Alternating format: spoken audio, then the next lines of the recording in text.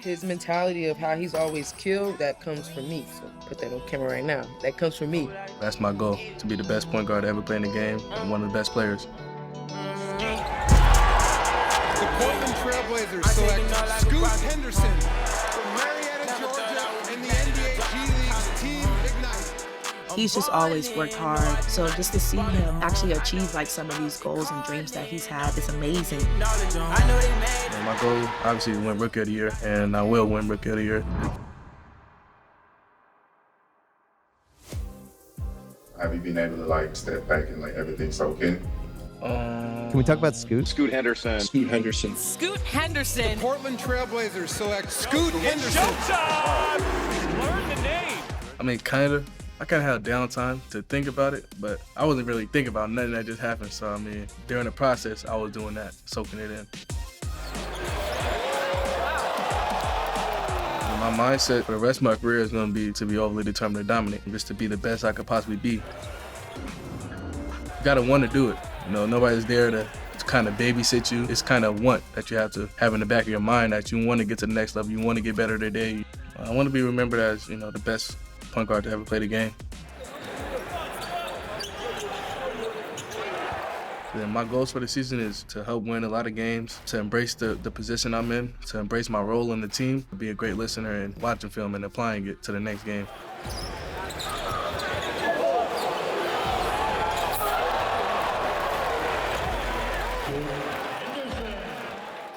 It just kind of came about of me trying to figure out, like you said, that mantra. And it was overly determined to dominate, and it was odd, and that was basically based off of the pathway I went. You know, it wasn't the traditional. It wasn't, you know, go to college one and done, go to college two and done or whatever. You know, I went to Ignite. You know, I trusted that process. Just felt like that pathway was very odd, and figuring out who I am too. You know, I'm not the usual person either. Just based off, you know, how I play, well-rounded game, well-rounded person too. You know, somebody that moves with love. So, and you don't see that a lot. Going into it, I knew I was going to be the youngest professional basketball player to play at the G League level, but I didn't really care how old I was. I never cared how old I was. I would always go up and, you know, just try my best and work really hard and to prove everybody that it don't matter to me. You know, that was kind of the headliner, you know, 17 years old, professional athlete, but I didn't really care at all. Coach was always saying, you know, he didn't apply it to me, but, you know, I was just like, yeah, you're right. Like, hey, it doesn't matter. The competition, nobody cared that you're 17. Nobody cared that you're 18. They're trying to get a job. You know, they're trying to feed their family, trying to feed their kids. I went in knowing that, you know, it's not really a big deal to me. You know, I've always been young, playing up my whole life, so.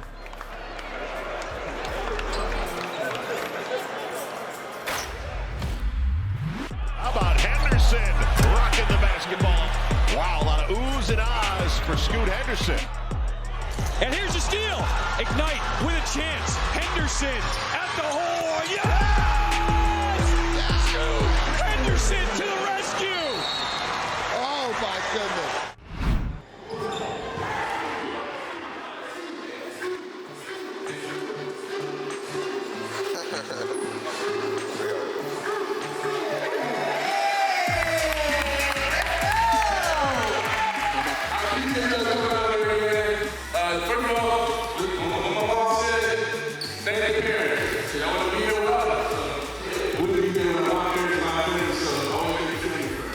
My goal is to kind of have an enterprise of, you know, a little bit of everything. Obviously, keeping the main thing, and that's basketball. But, you know, I have great siblings that are individually, you know, very special in their way.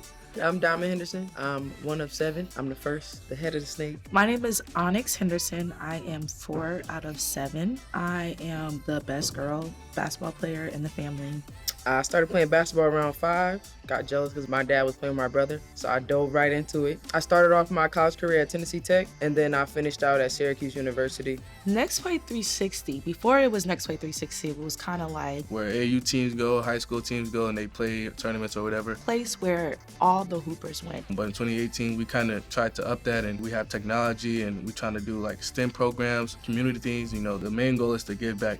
I love that my parents named it Next Play 360 because the first part of it, Next Play, it's always about the next play. We always wanted a gym, right? Growing up, we were backyard kids, blacktop kids. I mean, we got the scrapes and bumps and bruises to prove it. When we finally took it over, it was like, yes, we have a gym. And just having a space where you can really get better. I call it the safe haven. It's the foundation of our family. That's home base. We want to welcome kids from all ages, different backgrounds to come, train, learn. Everybody that walks in there, they just feel that presence like, wow, this is my home.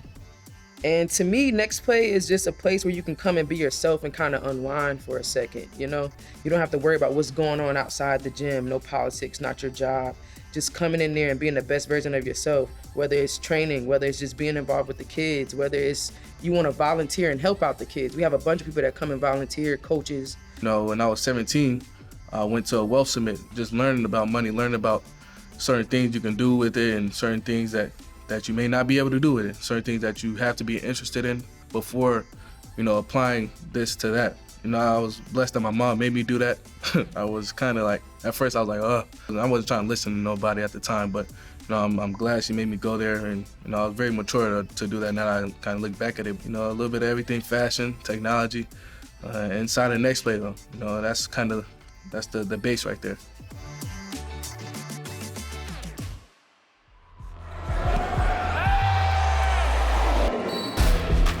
I mean, Marietta, you know, it means a lot to me just being from there, you know, just having an area to always go back to and know that they have my back. You know, every time I go there, it's love. I think what separates us is just we have kind of that dog mentality. You know, all the players in the league from Georgia, they have that certain mentality. You know, speaking of Colin.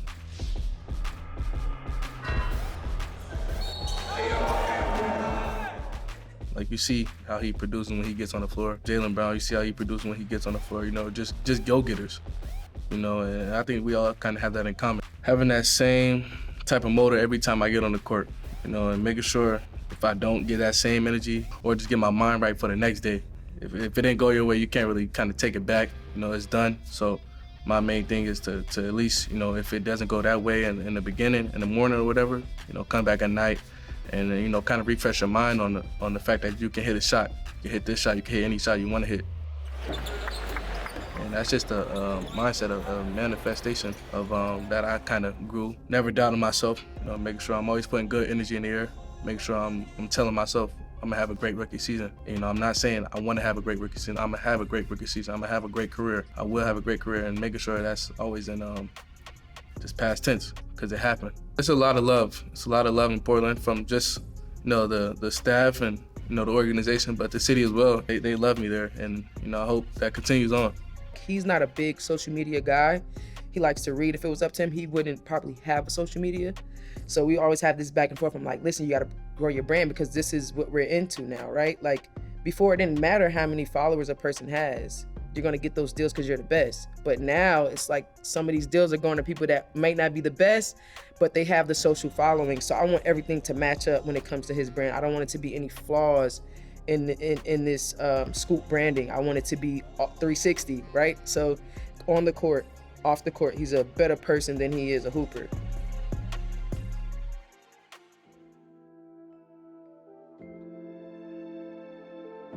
He's a playmaker, not only for himself, but for others. And Scoot Henderson is all about explosiveness, ultra competitive, and a terrific guard. He has got all the tools.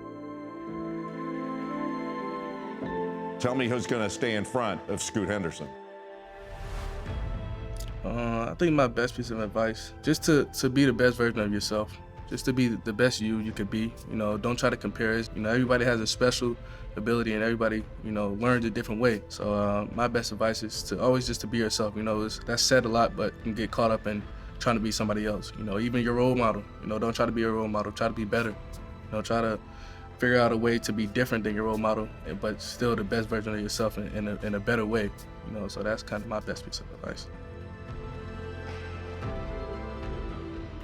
You know, I want people to say a whole bunch of things. You know, I know it's gonna be a lot of bad and a lot of good, but you know, the main thing hopefully is just the most influential player to the young group coming up. And obviously the best point guard in the game to ever play. You know, that's my goal. But you can only do that by being the best version of yourself. So that's what I'm working on right now to get to that goal. When people think of Scoot Henderson, I want them to think of the best player that ever played the game.